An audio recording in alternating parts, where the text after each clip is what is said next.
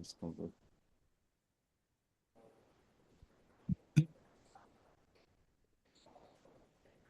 So let's talk about last week setup and what happened on Nasdaq last week. So we had a lot of good market structure and opportunity market last week. And we also talk about price. That was last 2 weeks. We talk about last week breakdown, right? We talk about hopefully we might likely see continuation for weekly continuation. No, actually, it was actually self-set up, honestly. I was waiting for like continuation of the sell, not bullish. Because price is still really bullish daily time frame, but I was hoping we might likely see continuation of that sell. But that did not happen, and price was consolidating, looking at 1 hour time frame. There's no clear trend this week. But then, and there's no full breakout for us to have like a clear off direction. So let's come down to Monday, Tuesday, Wednesday, Thursday. So on Monday open, let's clear out this area. So on Monday open, we have price creating a weak volume on Monday open, right? So we can see what happened during the Friday close. Friday close, a weak volume for buyers to come in. So we had price creating a pullback during the Asian session and price buy first before we see price on the back, right? So we saw price buying. So we had price creating a weak volume for sellers to come in again. And what we saw there, we saw price buying again during the New York session. I don't know if I should wait for other people. And is Richie joining the call? And I don't know. Let me. Richie is here. Okay. So I'm just going to continue the call. So we had price buying from Asian session. This week, on this breakdown, I'm just going to talk about almost the same thing. Nothing has actually really changed. But it is very important that you should understand movement.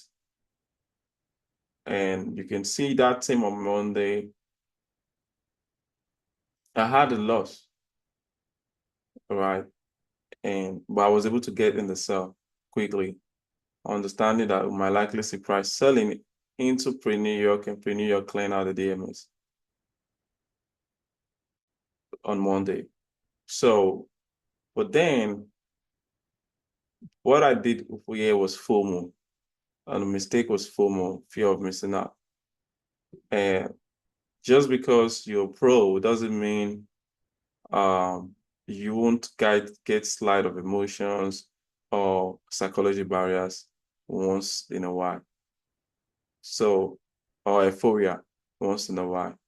You will get them, but since you are experienced and now you can identify those psychology patterns, what would happen is that the moment you feel that type of way, you will be able to know how to make decision on them immediately.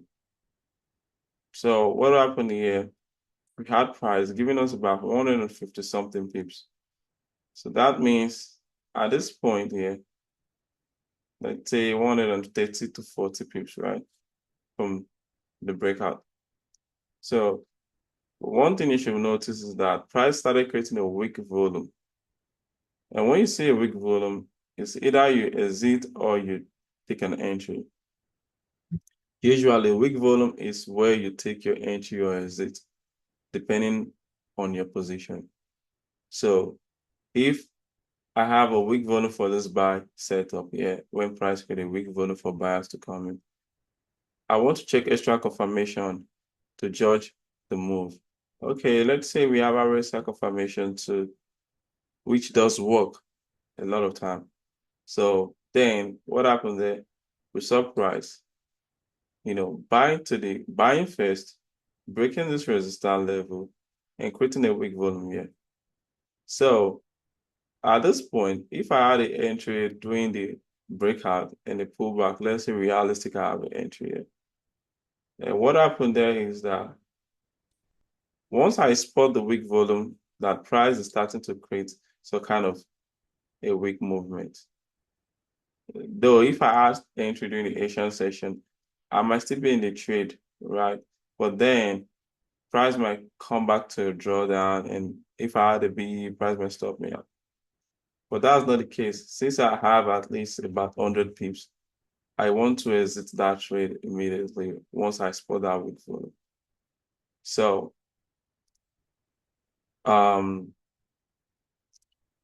once this weak volume was there, if I had a buy position, I would want to exit.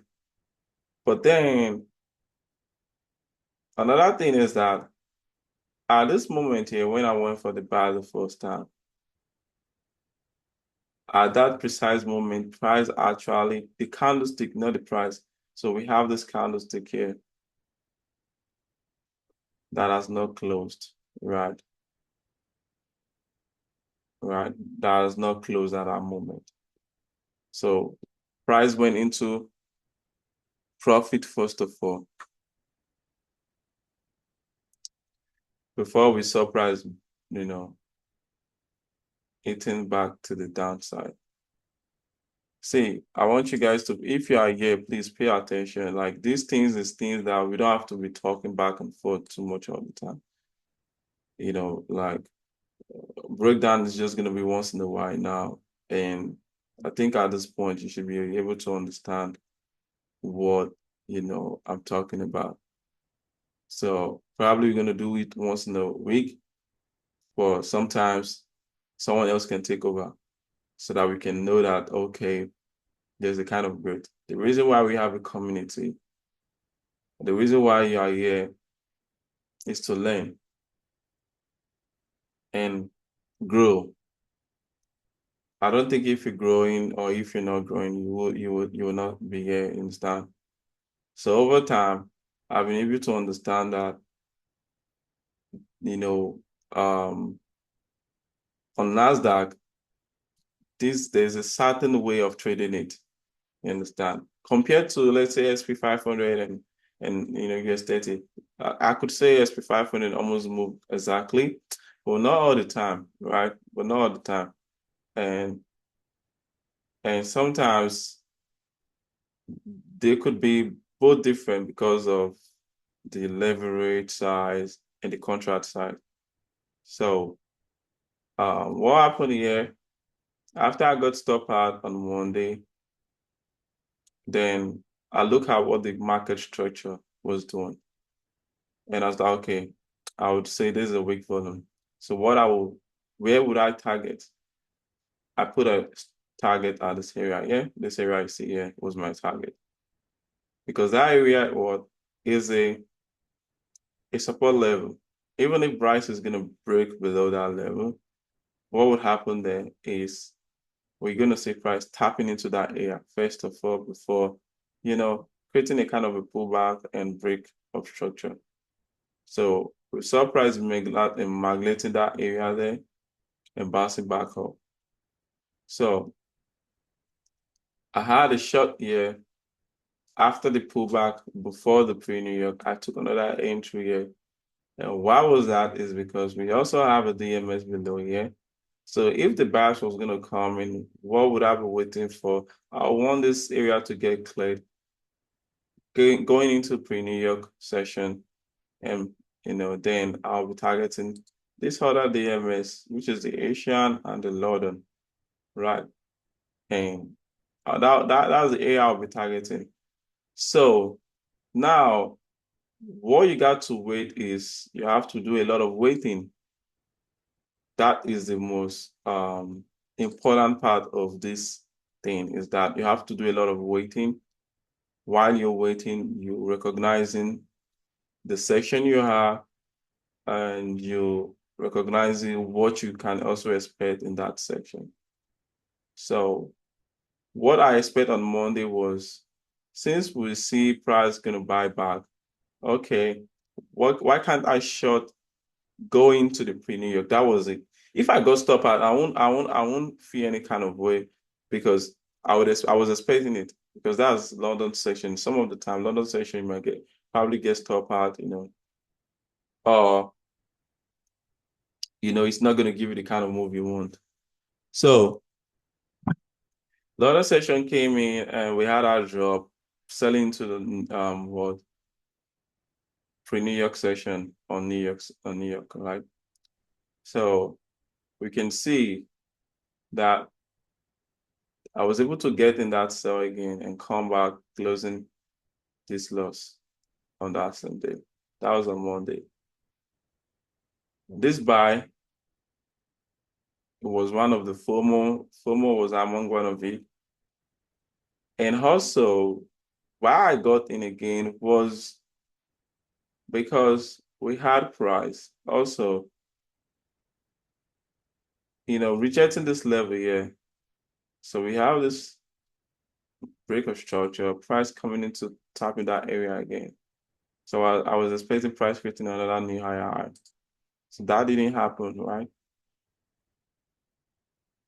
And during the main New York session, which is around 6:30, you can see that was when we started seeing a drop to the downside.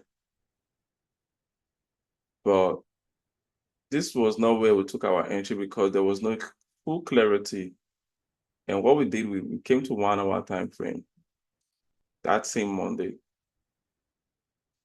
So that same Monday, we recognized that while 15 minutes time frame is creating a zone structure, usually probably you would have like, okay, want to take a buy entry as early as possible, but that might not give you a very good entry. You might also have a good entry. Good entry too is also something that, just depending on your risk to reward ratio, is all depending on your risk to reward ratio. So it's just that if I have an entry here, let's say I have an entry here on Monday, did the market buy the whole week and I wanted to swing? At the end of the day, the market buy the whole week. So at the end of the day, I was on profit. So most traders sometimes, their risk to reward ratio is more even wider, right? It's more even wider. So what we did on Monday was, I had to wait for this candlestick. I give it time, right? I waited for that candlestick to close, because that structure that would give me a valid confirmation of that. Okay, now this candle closing here is a confirmation that price has closed below the DMS level. So all these things, calling DMS and the name and stuff, is just let's say, if you go online, you will see SMC, ICT. People do make money with those concepts, right? You understand? And I feel like you guys actually were aware of when I brought this up, because it was something I needed to be able to, have a kind of um like when I'm trying to speak the language, when I'm trying to have a language for it, so you'll be able to understand clearly. You understand? You'll be able to understand where actually doesn't make sense. This is based on Nasdaq only. I'm not even using it on US 30. Probably you might say the same thing, even SP 500, um, those three instruments. But on Nasdaq, it's more even clearer. And this is what I use on Nasdaq. So it's just the terms that are made up, and that has been working if you have used it a couple of times. So what happened there? 1 hour time frame, New York session on the Monday. We all waited for that first bearish candlestick to close. And the next bullish candlestick that came in place was the push to the upside. And where was our target? Usually, where we want to target is the DMS. Realistic amount of pips as a day trader within 24 hours is 100 pips. That is minimum. You could get more, right? 100 pips. How many risks? How many risks is going to be? We're gonna have about what 25 pips. That is minimum. You can also have 50 pips. And why I talked about having 50 pips sometimes, the dynamic of the market conditions sometimes can be different, and you want to have your stop loss in a kind of area. And if you notice on the Monday, I had to have a 50 pips. Why? Because the amount of pips I'm targeting, first of all, and I was hoping price is likely going to swing that day, but did not. Yeah. But at the end of the day, we had about 190 pips move. Does it worth it? The amount of risks to the reward ratio? Yeah, it does worth it because it's just almost like a double, risking 50, 25, 25, and making 200. But we didn't hit the 200 where it was almost 190. So it's worth it. The risk to reward would be, I think, one. I'll check it out. But then where I placed the stop loss, where I was looking to place the stop loss, we have a little bit of previous New York support. Yeah, and that was where the 50 pips was at. And if we had like 30 pips or 25 pips, price would have stopped us out. But that doesn't mean the buy is not going to come in. That doesn't mean your prediction doesn't go your way. And that is where the sometimes psychology bias can come in. You understand? Some of the time you don't want to rush to put your stop loss. You want to allow the market to breathe. And it's also advisable to put your stop loss, but you need to understand as you grow though in the market, you understand what I'm trying to say. So let's fall back to um same Monday. Same Monday, let's say from the entry to this is about 190. Let's say 190. It was almost 190. Yeah. Let's say 189, 190. And if you had an entry there and you're risking, let's say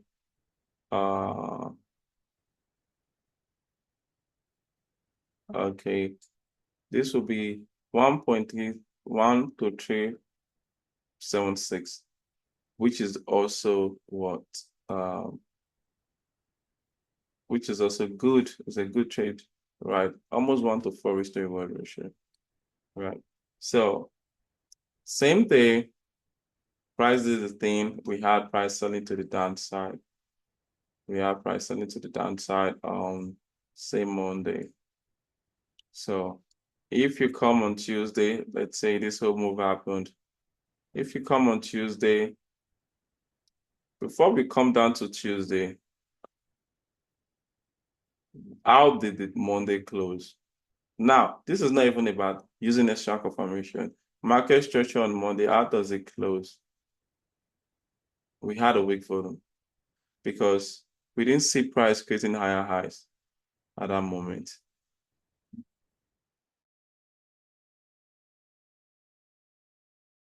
We didn't see price creating higher highs on Monday, right?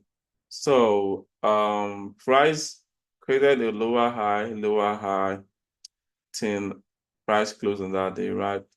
Well, before price could make this whole sell, what happened is we saw price coming back to what? Create a new high again. Not a new high, sorry, creating a what? A lower high again. Yeah, Asia had to buy first into Asia, creating a weak volume, right? What happened there before we see the buys actually create a weak volume for you to understand that sellers are not really in. We didn't see break of structure. This previous New York support did not break below. We had a previous New York support. Yeah, price did not break that level below. We saw price getting a weak volume. And this weak volume here, what happened? We saw price retesting multiple times, but did not clear out this low. We saw buyers coming in. First of all, right, you could have catch a very smooth trade. And don't just dwell on the 25% alone. It's all based on risk to reward ratio. Some of the time I even go to 10, I even have like 10 pips as my stop loss. Can be crazy, guys. Yeah, if you have like, let's say this is about 7 to 9 pips, it's all based on risk to reward ratio. Don't forget, right? And let's say we had like, okay, 20 pips on this one. Yeah, this is also a good risk to reward ratio, 3.89, right? 1 to 3.89. Why price is it? But realistic, we already talked about the amount minimum and amount you amount of pips you want to target. But don't just dwell on that alone and sticking to that. You could catch. Like I talked about, Asia usually would give you minimum 60 pips. Not all the time, but you see about 60 pips move. So if you are wasting 10 pips to get 60 pips, it is also a good trade. It is also about 1 to 3 or 1 to 4, if I'm correct, right? Let's say we are wasting 60 and we're wasting, let's say 10. That's 1 to 5 risk to reward ratio. It's all based on ROR, risk to reward ratio at the end of the day. Other things doesn't count. If I'm making 20 pips and my stop loss is 5 pips, right? But let's be realistic. You might get stopped out easily with those amounts, right? Unless you're looking for a sniper entry. And usually even the sniper entry, probably liquidity, price can weak you out. So we saw price buying from the Asian section into the Asian section still, but price did not break above this high. First tap, second tap, third tap. If you notice, price created a three consecutive. Price did not broke above those high, or neither the price broke above those resistance levels. I didn't take the trade, but I saw other people taking the same trade, and which was really nice, right? This alone, it shows that there's clarity. You understood the assignment and you know what you're doing in the market. So this was a very good setup from Asia. What happened during the London session? We had a meltdown, pullback, and price meltdown again, right? And if you notice, at that moment, that area has created what? A DMS, what? A London DMS, right? And price created another London DMS support level. Why price is buying back? But one thing again, price gave us opportunity during the pre-New York session. Price had to sell. Why is this selling happening? If you notice, we have price not actually clearing above this high. We have this whole high here. Price closed below. Then we had a meltdown. I see someone else took in this trade, and that was nice. I didn't catch it because I was creating, or I was mentally ready for the buy. See, have you been in a situation whereby, okay, you took a sell trade just because the sell trade went your way, or you made about 150 pips, whatsoever amount of pips you made, that doesn't mean the buy setup that's going to come next is not valid. It's valid, but it's just that you are mentally ready for the sell setup. So I didn't take the sell because I was mentally ready for the buy setup. I was really mentally ready for that because psychology is the whole thing we need here, right? So we saw price clean out those DMS level, and during the main New York session, was it main New York session? Not actually main New York session, but after those DMS was cleared below. Same 1 hour time frame. I came on 1 hour time frame and I was waiting for something. And what was I waiting for? For the new candlestick to close. But one thing you should notice here is that previous New York support, the whole previous New York support was broken. But on 15 minutes time frame, it wasn't like that, right? It was different, right? So we had it here, the support it was an equal low at the end of the day. This was an equal low. Price did not actually really close below on 15 minutes time frame. But 30 minutes time frame is kind of same 1 hour time frame. look a little bit different. Like around our time frame close below. But bullish, I was expecting buy to come in, right? So we were on live on this Wednesday on Tuesday. And if you got into the trade, you'd have made about 150 pips. Let's just say no, sorry, I said 150 pips. So that would have been a about, let's say realistic, you didn't take entry as early as possible in the whole move, you would have catch about 250 pips move, which I did. I took about 400 pips because I hold to London to sorry to the Asian session. That was about 400 or something pips, you know. And where was my target? My target was simply the DMS level for that day, right?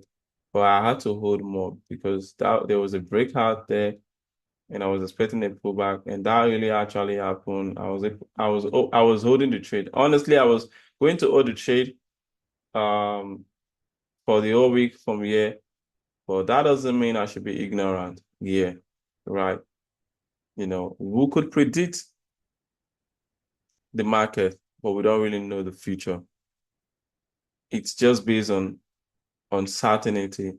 It's just based on game of probability.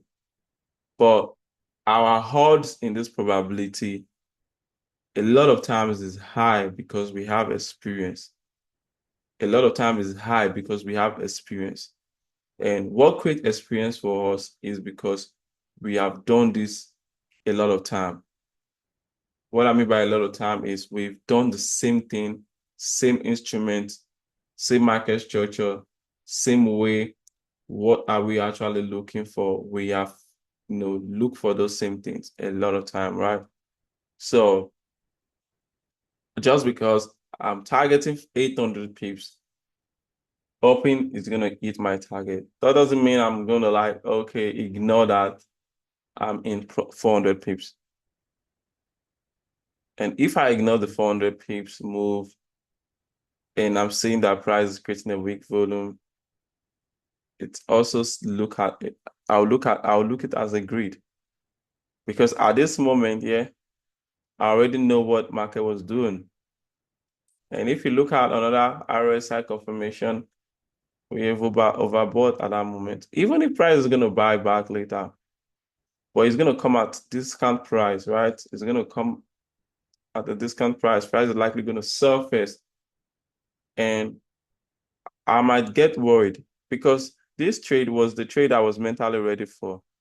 And if I closed the trade, it's like a fulfillment, right? So these are kind of things that usually happen in traders like journey. So once you can understand that, oh, what exactly am I mentally ready for? If I'm mentally ready for this self setup, this is what I'm going to take this day, and I'm done for the day. Most of the time, you can be mentally ready with both moves, both the buy moves and both the sell move. You can go crazy, yeah, it's possible. But your psychology might get messed up while you're doing both. It's not like you're not identifying the both, but your psychology might get messed up.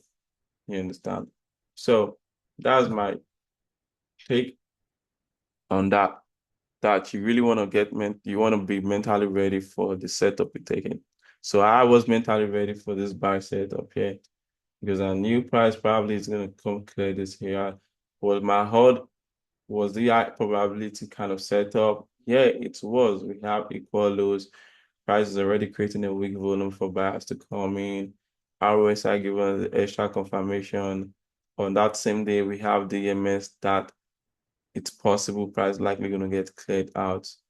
You understand? So, and that was it. And yeah, that happened.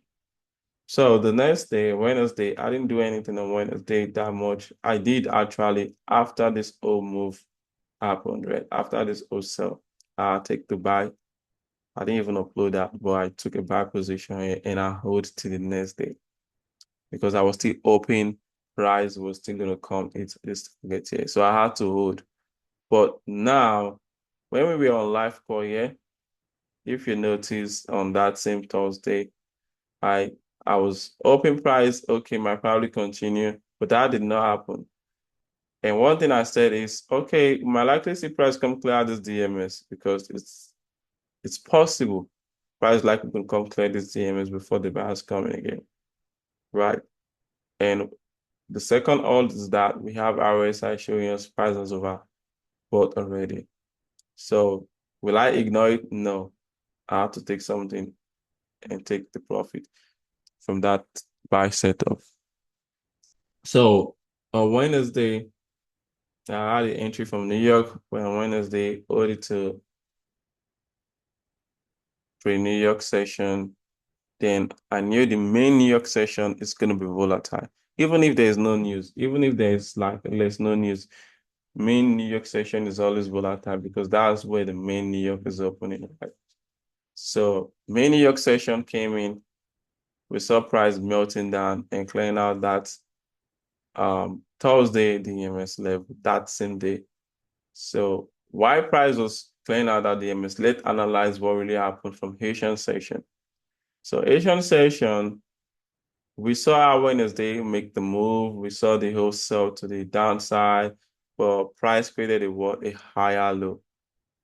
Why price is creating a higher low? We saw price creating a weak volume, right? Giving us what? A weak volume for buyers to come in. So buyers came into the scene. We had this whole major pullback, but price bought back again. Well, during the Asian session, this is also known as the previous New York resistance at this moment.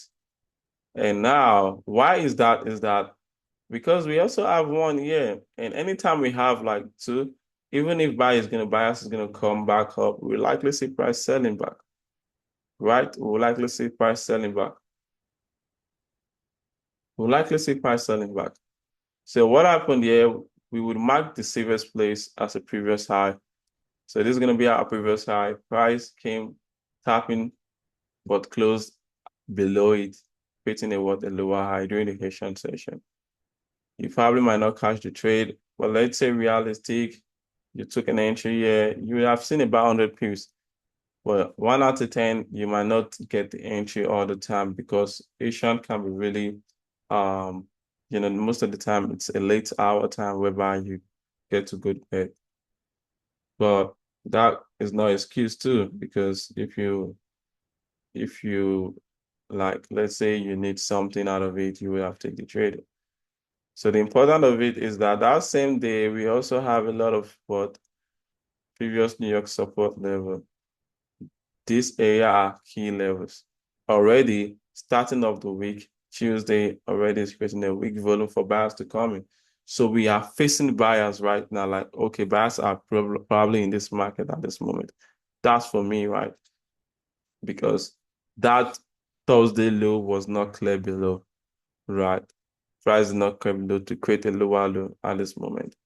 So now price created a previous support from New York. That was on Wednesday. I marked up this level here. You can see price rejected that level during the Asian session, buy back into the London came back and retest that level again multiple times. Saw price creating a what? A weak volume. Buyers came in. Do we have RSI giving us confirmation? Yes, because this whole move was not complete, right? Most of the time it's not by these, but some of the time you have to just look at it as extra confirmation and just take the trade. So what happened during the London session, we saw price buying into pre-New York before the main move, before the main New York session. So price complete the move from London, buy, and what happened there before the sell came in picture? Do we have DMS that was clear below? Yes, we have Wednesday London DMS, which we have 1 year, and before the sell came in. Also, same Thursday, do we have a DMS at the low point? Yeah, we have the sell.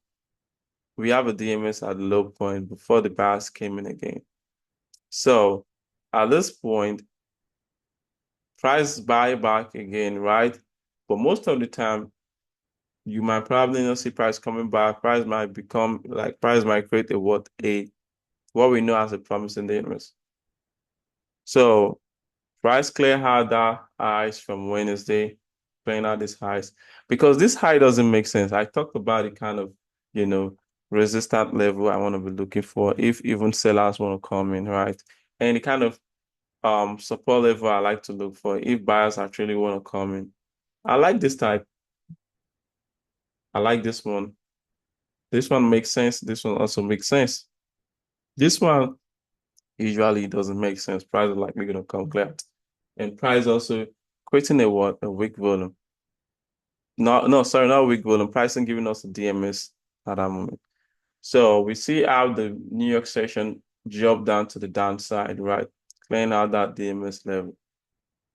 Um, so price buying back again. But what happened here? We saw our Friday sell back. Can we are you guys here? Like, can you guys hear me? Yeah, yeah, we can hear you. So we can see how Thursday move, right? Clearing out that London DMS to the downside. Well, what I would say next is that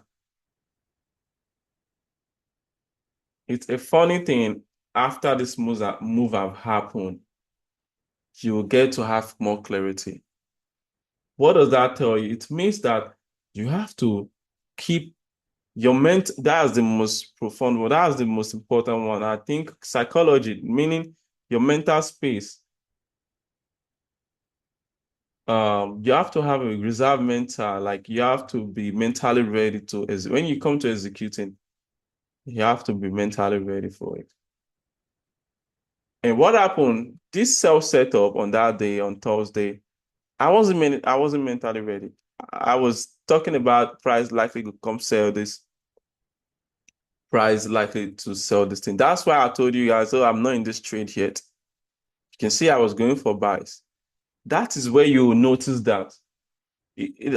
I'm a mentor or I'm trying to tell you how this strategy works. That doesn't mean I'm not going to tell the deep part of it too. I had a buy position, right? I had a buy position. But if you're noting, wow, while I was holding the buy position, what happened here? I had to close the trade because price was broken above that DMS as my target. But then price started creating a weak volume, not weak volume. RSI was in and price was creating a weak volume. There's a weak volume actually because the way this consistent level closed, this candlestick, that's not a very clear direction of like, let's say continuation at this moment. But then I end up putting a buy diagram. Unconsciously, it's not like that. Unconsciously, you would do this kind of mistake. Not even mistake, actually. I'm just telling you that mentally, psychology is very important in this trade. You have to be mentally ready. So I wasn't mentally ready for that self setup. If you notice the buy diagram, that was what I put there. But I was still conscious that no, don't buy yet because of the other odds. And what was the other odds was at that moment, price was giving me what overbought. And it's likely because at that moment too, the main New York was not open. And you can see how very fast that move was. Even why price, I think price is likely going to create the pullback. But my mental was not really ready for that setup, to be honest. Even this pullback here, we had this pullback here. I think I had to come to 1 hour time frame and put and place it. So here was it, right? Let's say right here. I placed a diagram here. Let's come down to 15 minutes time frame.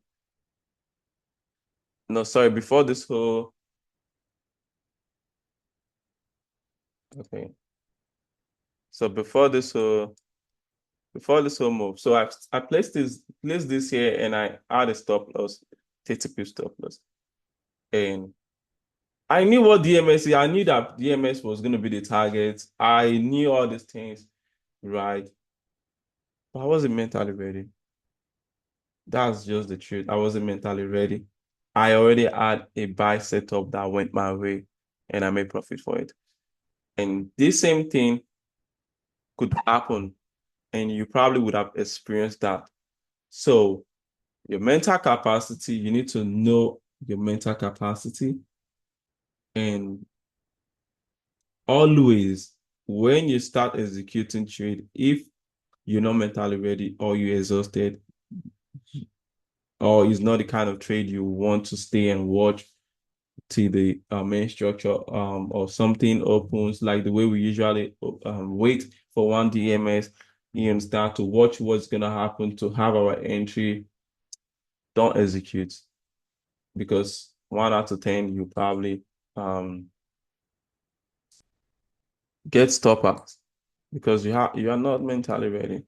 And I use that as an example on Thursday, right? So that was what happened here. I didn't do anything much on that Thursday. I end up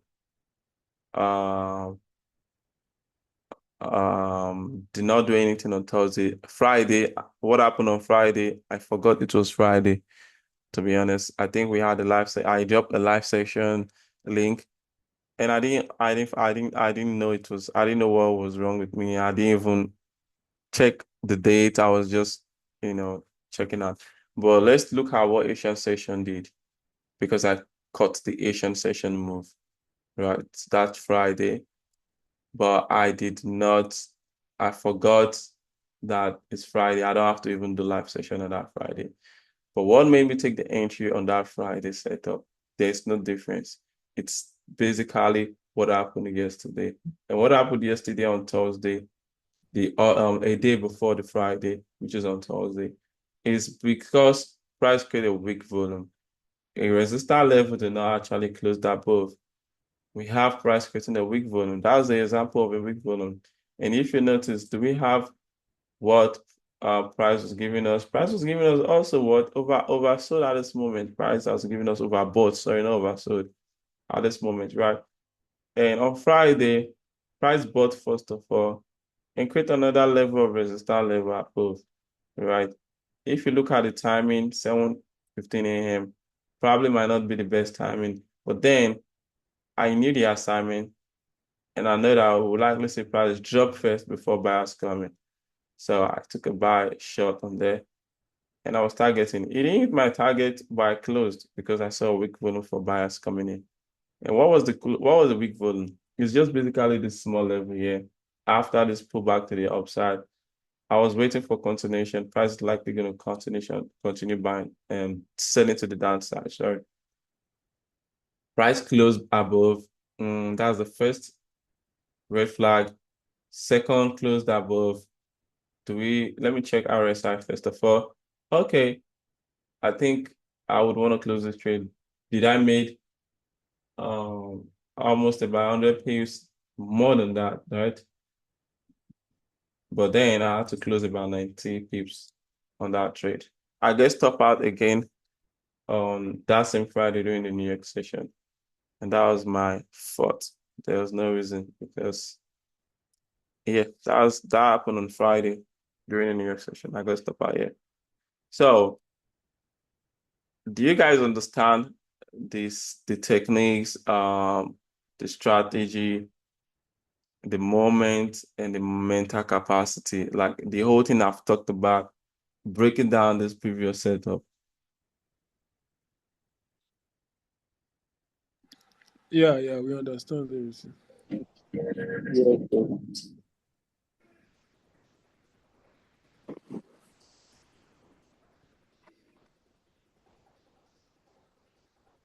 See? So you guys understand. So no question for that. Right. Okay, let's go into the new week and let's see how the new week look like. The 4 hour time frame is pretty the same week volume we're talking about here. The move is not finished yet. We might likely see continuation. Surprise is creating a higher high here. What I think the Asian session is gonna do at this moment is we're gonna see a little bit of pullback, and price is likely gonna shoot up. We might likely see a big push during the Asian session, during the open today, um, during the open tomorrow, right? But still, We need to mark a previous New York support area that we think market is not likely gonna like lie below. So we have this one here. Let's see how price is gonna react.